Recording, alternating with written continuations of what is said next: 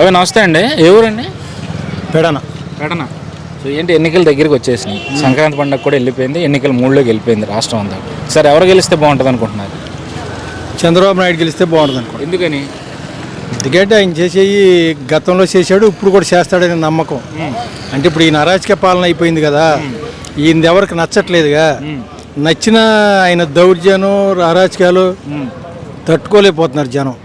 అందుకే అరాచకాలు అంటే ఏం జరుగుతున్నాయి? ఏం జరుగుతుంది అంటే డబ్బు ఇచ్చిన వాళ్ళగా అప్పు ఇచ్చిన వాళ్ళగా పట్టుకుని కొడతంటే తప్పు చేశాడని. తప్పు చేయకుండా ఏం జరగదు కదా. ఇప్పుడు మాస్కులు లేవనందుకు ఆయన ఏం చేశారు? డాక్టర్ని రోడ్డు మీద పడేసి కూడా చంపేశారండి. అట్లాగే అరాచకాలు అంటే ఇప్పుడు వాళ్ళు అంగన్వాడీలు ధర్నాలు చేస్తున్నారు, వాళ్ళ జీతాల కోసం ధర్నాలు చేస్తున్నారు, పట్టించుకోడు. అదేమనంటే పోలీస్ స్టేషన్లోకి వెళ్ళి గేట్ల ముందు కొడుతుంటే కొడతారు వాళ్ళని. అది ప్రతిదీ అదే అరాచకాలండి. మరి పథకాల పేరు చెప్తా ఉన్నారు. పథకాలు ఇవన్నీ ఉట్టిది. ఎవరికో లేని వాళ్ళకి 10 మందికి 20 మందికి ఇచ్చి 100 మందికి ఇచ్చా అని చెప్తాడు. ఏం చెప్తాం దానికి? ఏం ఉపయోగం లేదంటారు. ఏం ఉపయోగం లేదు. అంటే తెల్లారులు ఇస్తే పార్టీలు కులాలు మతాలు చూడకుండా అందరికి ఇస్తామని చెప్తా ఉన్నాడు. అవన్నీ అబద్ధం అండి, అవన్నీ అబద్ధం. చెప్తున్నాగా 10 మందికి ఇచ్చి 100 మంది పేర్లు చెప్తున్నాడు. అది 10 మంది సంతోషిస్తారు, 100 మంది ఎడుతున్నారుగా. సో పెడన అంటున్నా ఉన్నారు. సో మరి మీ ఎమ్మెల్యే, సిట్టింగ్ ఎమ్మెల్యేని తీసుకొచ్చి పెనమలూరులో ఇన్ఛార్జిగా వేసిన పరిస్థితి ఏంటి అసలు? ఎలా ఉంటుంది? ఆయన ఎక్కడా గెలవడు. పెనమలూరు కాదు కదా, జగన్ దగ్గర వేసినా గెలవడు అంతే. ఆయనకి అట రాసేసాడు భగవంతుడు. అభివృద్ధి అక్కడ దోసుకు కోట్లు కోట్లు. ఆయన ఎవడు నమ్ముతాడు? వాళ్ళ జనంలో నచ్చింది ఏంటంటే ఎవడైతే బాగా సంపాదించాడో వాడు నచ్చడు. పని చేసినోడు ఎందుకు నచ్చడు? దోసుకునోడిని దోసుకు అంటారు. మరి పెడంలో ఇన్నిసారి ప్రయత్నాలు చేశాడు, 2 సార్లు గెలిచాడు, మంత్రి చేశాడు, 3వసారి ఎందుకని ఇవ్వకూడదు? ఇవ్వాలి కదా. మరి ఇక్కడ లేదు, పెనమలూరులో ఆయన ఖాళీ చేయకపోతే అక్కడ లేదు. ఎక్కడ ఉండదు సీటు. పెనమలూరులో ఆయన కనుక ఖాళీ చేయకపోతే పార్సారథి అక్కడ కూడా లేదు సీటు, ఎక్కడా లేదు. అది సంగతి. అంటే జోగి రమేష్ తెల్లాలేస్తే చంద్రబాబుని లోకేష్ నోటుకు వచ్చినట్టు మాట్లాడుతూ ఉంటారు. మరి మీ సొంత నియోజకవర్గం, సో అక్కడ కూడా వాళ్ళ తెలుగుదేశం అభిమానులు ఉంటారు కదా, ఎట్లా ఫీల్ అయ్యారు ఆ టైంలో? ఎట్లా ఫీల్ అవుతారు? బాధపడతారు. ఇప్పుడు తిట్టేవాడిని మనం వెళ్ళి తిట్టగలుగుతామా? ఎదురుగుండా వెళ్ళి ఇప్పుడు పాము వస్తుంది కలుస్తాను, దాన్ని కొట్టగలుగుతామా? కొట్టలేం కదా. అట్లాగే ఇప్పుడు వాడు నోటి వాగుడు, నోటి దొరదదు, అదే నీళ్ళు వచ్చినాయి. ఇప్పుడు ఏదైతే దొరదగా ఇదిగా మాట్లాడాడో అదే ఇప్పుడు నీళ్ళు వచ్చినాయి కిందకి. వాళ్ళ చంద్రబాబు నాయుడు ఇంటి మీదకి వెళ్ళాడు, రేపు ఆ ఇంటి మీదకి రాకుండా చూసుకోమను. అంతే. వాళ్ళకి దీంట్లో లేదు, సర్వేలో లేదు. ఓడిపోతాడని తెలిసి అక్కడ టికెట్ ఇవ్వట్లేదు వాళ్ళకి. అది. సో మరి ఏంటి అక్కడ నియోజకవర్గంలో ఈసారి ఎవరికి అవకాశం ఉంది ఎక్కువగా? కృష్ణప్రసాదే, టీడీపీ కృష్ణప్రసాదే. సో ఏంటి ఇంకా మీ ఈరోజు జగన్మోహన్ రెడ్డి కానీ లేదంటే ఇటు తెలుగుదేశం, పవన్ కళ్యాణ్, జనసేన కలిసి వెళ్తూ ఉన్నాయి. అటు జగన్మోహన్ రెడ్డి ఒంటరిగా వెళ్తూ ఉన్నాడు. 175కి 175 నేను గెలుస్తా అంటా ఉన్నాడు. మరి తెలుగుదేశం జనసేన కూటమి ఖచ్చితంగా 160 సీట్లు రావాలని చెప్పి లోకేష్ అంటా ఉన్నారు. దీన్ని ఎట్లా? నిన్న చూడండి, జనసేన టీడీపీ పొత్తు గెలుస్తుంది. ఈ 175 180 కింద ఉండోడు ఏమంటాడు? నేను పైన ఉన్నానని చెప్తాడు. అదే సామెత ఇప్పుడు వీడు మాట్లాడేది. నేను ఓడిపోతానని చెప్తాడు. ఎవడన్నా ఓడిపోతా ఉండి చెప్పలేడు, గెలుస్తాను అంటాడు. వీళ్ళు 175 కాబట్టి గెలుస్తారు పొత్తు మీద.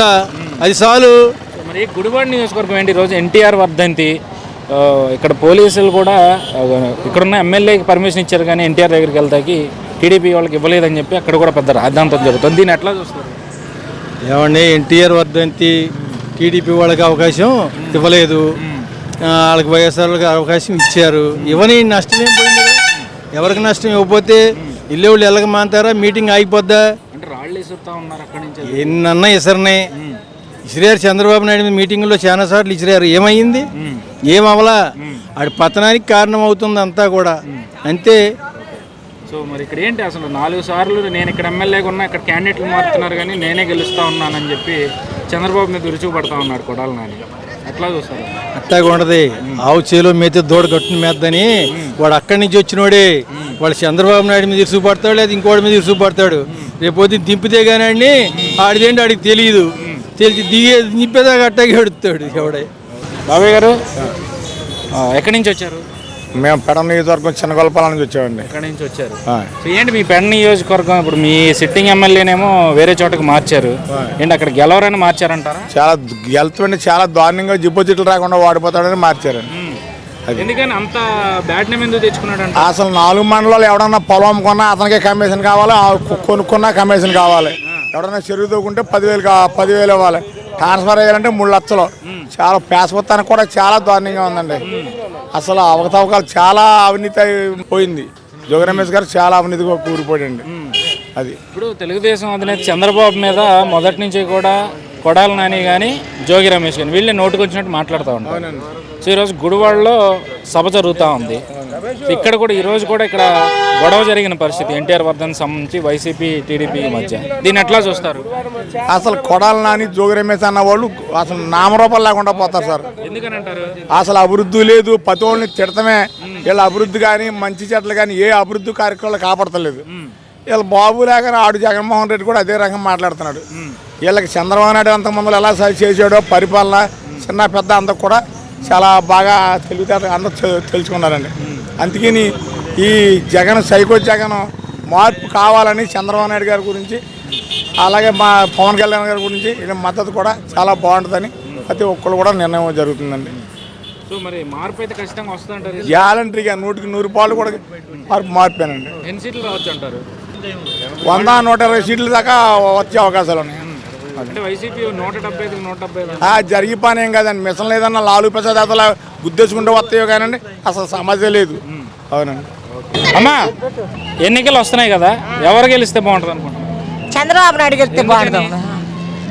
అయ్యా అన్ని మంచి పనులు చేసాడు లోగడ, ఇప్పుడు కాడ మంచి పనులు చేస్తాడని మేము కావాలని కోరుకుంటున్నాం. అది అంతే. ఇప్పుడు జగన్ గారు ఏం చేయలేదు? జగన్ గారు ఏం చేయలేదు. మాకు అసలు నచ్చలా పద్ధతి. అది ఎందుకని నచ్చలేదు? నచ్చలా. ఎందుకని ఏం చెప్తాం, మాకు నచ్చలా. అది ఒకటే మాట అంటున్నాం కదా మేము. మాకు ఆయన వస్తే బాగానే ఉంటుంది. లోగడ ఎన్ని మాట వచ్చినా రామారావు పరిపాలన కానించి మాకు బాగుంది. మాకు అంతకని మాకు తెలుగుదేశం కావాలని మేము కోరుకుంటున్నాం. ఏ ఊరమ్మా మీది? మాది చిన్నలీపాడు. గుడివాడ మండలం చిన్నలీపాడు. ఏంటి మరి ఇక్కడ మీ కొడాలి నాని పరిస్థితి ఏంటి? ఆయన సంగతి మమ్మల్ని అడగొద్దు, మేము చెప్పం. ఎందుకని? అంతే. ఇక అసలు ఆయన సంగతి అయిందేదో అయిపోయింది. ఇక నాలుగు చేసాడు అయిపోయింది. ఇప్పుడు మేము తెలుగుదేశం కావాలనుకుంటున్నాం, ఆయన గెలిపించుకోవాలనుకుంటున్నాం అంతే. ఎవరిని? మినుగోడు రాము గారిని గెలిపించాలి. రాము గారు అందుబాటులో ఉంటారు మీకు? మాకు ఉంటాడు, ఉండపోయినా చాలు మేము గెలిపిస్తాం. ఉండపోయినా గెలిపిస్తాం ఈసారి మాత్రం. అంతే. మాకు కావాలనుకుంటున్నాం మేము ఈసారి. అది సరే అమ్మా. నమస్తే బాబాయ్, ఏం చేస్తుంటావు? నేను వ్యవసాయం అండి. వ్యవసాయమే. ఎవరు? రంగనగూడు, బాపలపూడి మండలం రంగనగూడు.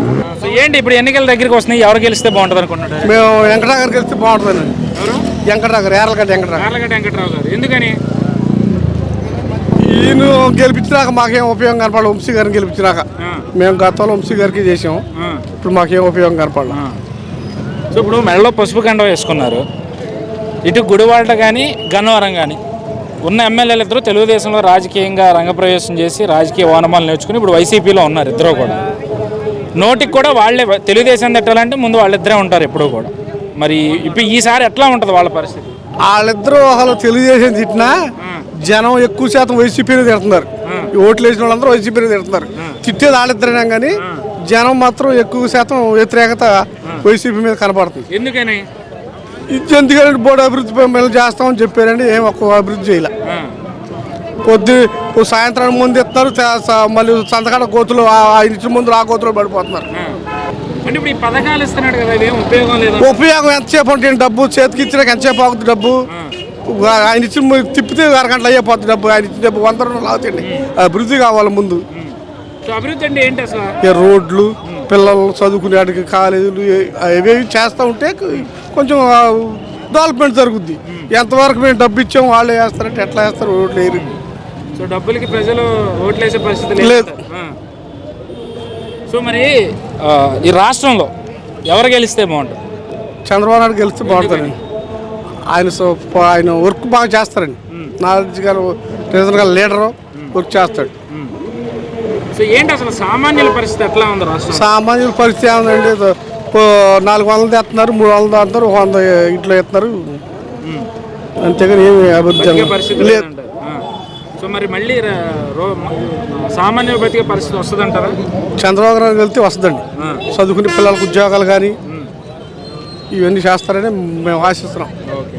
అంటే ఇప్పుడు నిన్నటి వరకు సీట్ నాదే అని వంశీ గారు చెప్పారు. గత కొన్ని రోజుల నుంచి ఆయన అసలు ఎక్కడా కనిపించట్లేదు.